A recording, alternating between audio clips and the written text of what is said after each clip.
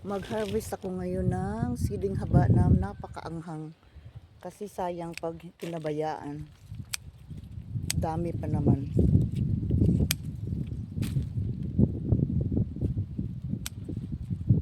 Mahal na din to kung bibilhin sa supermarket.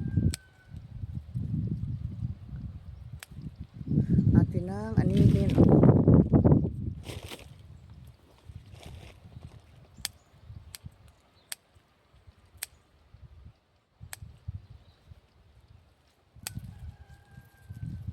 Ito'y napakadami. Tsaka palapit na rin silang matapos dahil malapit ng winter.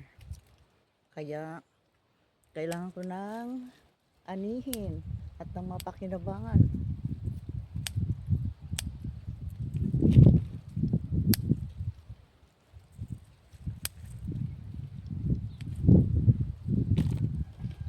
Dami. Itong maganda pag nasa probinsya ka. Dami ka matatanim. Madami ka magagawa. Saka hindi ka mabubugnot, hindi ka ganong malulungkot dahil madami kang ginagawa. Kasi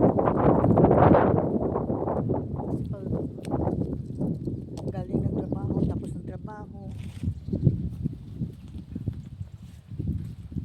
naiisip mo yung mga mahal mo sa buhay sa Pilipinas, tapos naiisip mo yung mga problema. Pero pag may ginagawa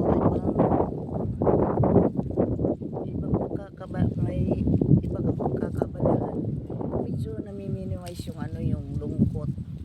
At saka dapat iwasan natin na tamaan tayo ng homesick dahil mahirap gamutin ang homesick.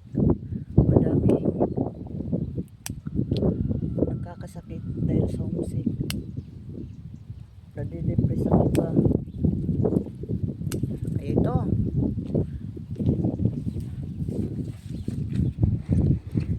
gumagawa talaga ako ng paraan para hindi ako ma-homesick, hindi ko ganong malungkot. Ito, tingnan mo, harvest tayo ng siling haba. Nakakatuwa, daming bunga. Kasi pag winter wala na to,